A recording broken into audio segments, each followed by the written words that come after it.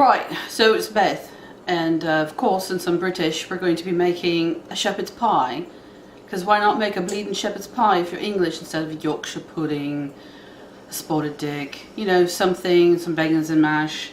Let's just make a shepherd's pie, but we're going to make it a little different, and we're going to make it in ramekins. So you could do a bubble and squeak. Could do bubble and squeak, but right.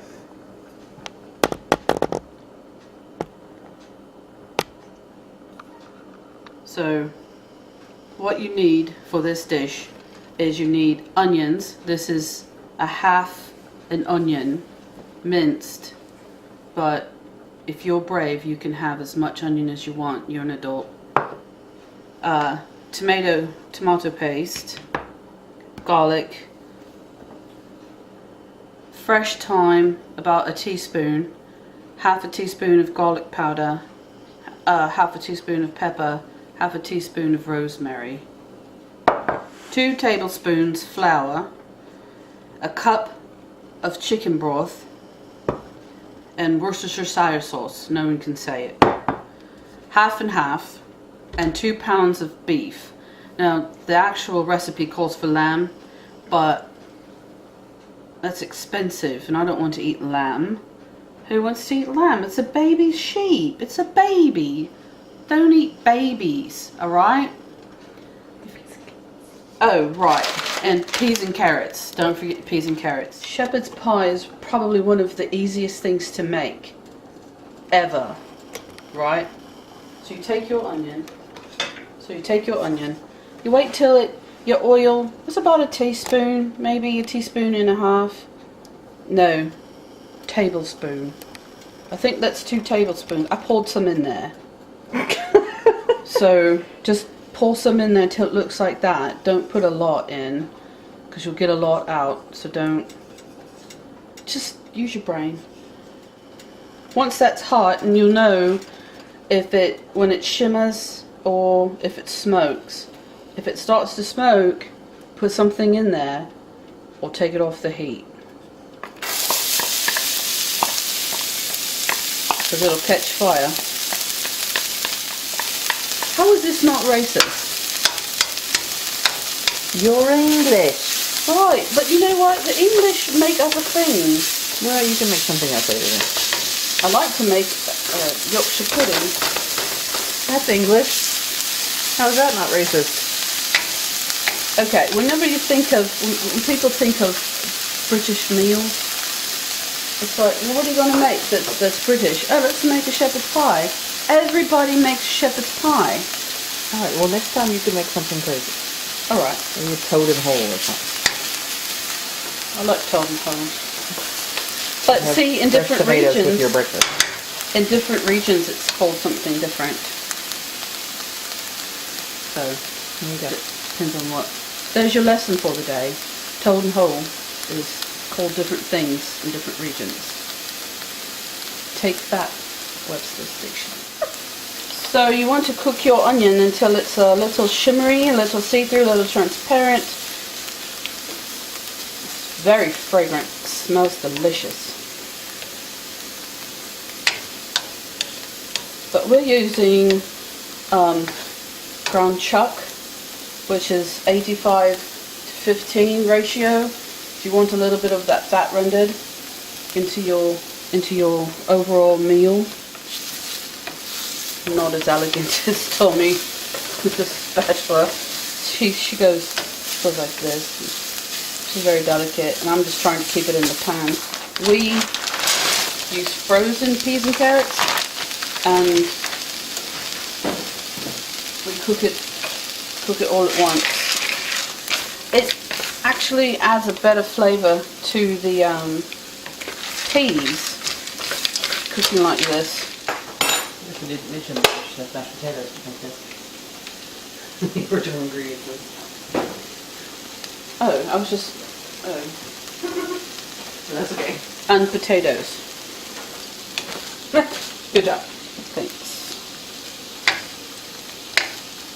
Maybe we can put a little note. I guess we could put that in the ingredients list there. You can add a little pop-up box at the beginning. I'm sure you will also need mashed potatoes. Do not be surprised by this. Everyone has their own mashed potato recipe, so I guess just make sure you have mashed potatoes. Add the garlic. You don't want to cook the garlic too much, just till it's fragrant. Give it a nice stir so it doesn't burn. And then toss in the meat. Always drain your meat. That's what she said. That's not a euphemism. Euphemism. How do you say it? Euphemism. You had it right the second time. Euphemism. 2 tablespoons flour. Can you say it? Mm-hmm. Sprinkle, sprinkle, sprinkle, sprinkle. Coat, coat, coat. Stir, stir, stir. 2 tablespoons tomato paste. Make sure you get it in your spoon.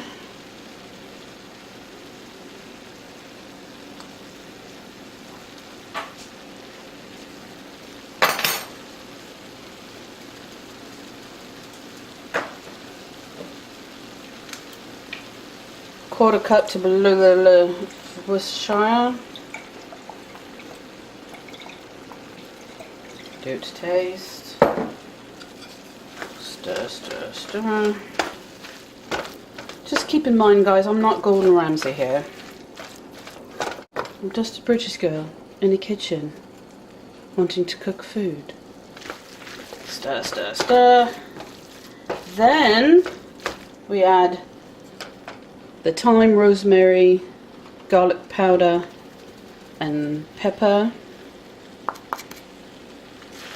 And that's right, stir, stir, stir. Then the moment we've all been waiting for. Straight from a chicken.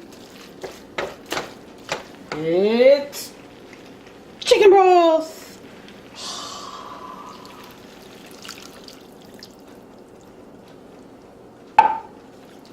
Stir, stir, stir.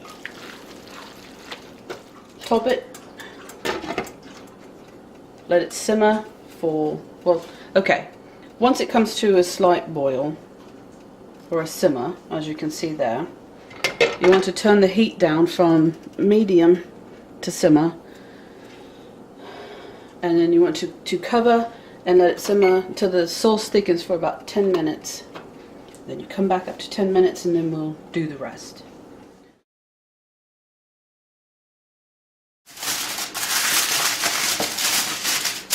Puppies can't do this, they don't have thumbs. Do you have enough to fill all of them? No. Why is the camera on me? Because you're funny. No. Yeah. I would like to see the scientific data that proves that. Well, sometimes when you talk, people laugh. And that's about as scientific as funny gets. It's not very scientific. Nobody said it was good scientific data. Would you like a cup of tea? I'm good. Hello. Welcome to BBC 17. Today's show is going to be bloody awesome. Then we assemble the shepherd's pie.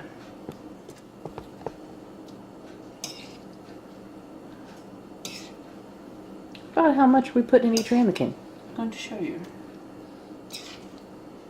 These are about. Seems like a lot. These are about a cup and a half size. Seems like a lot. It is a lot. You take your mashed potatoes and you put them on top.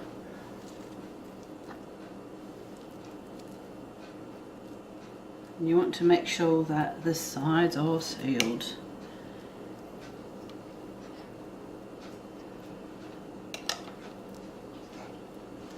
Then you can smooth out the top.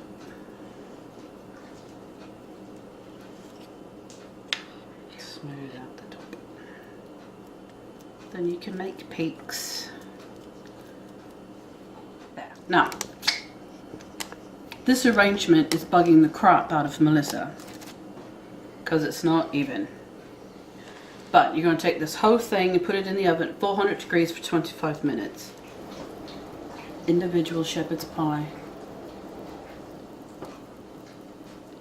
And that's why we line the baking sheet with foil, because they do get a little bit of a blowout on the sides sometimes. They smell delicious though.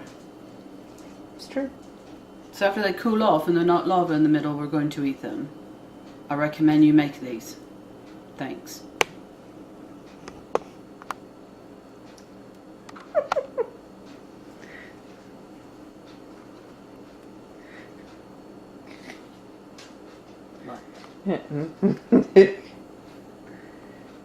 Now look. That's all. Okay. That's just been a little flirt.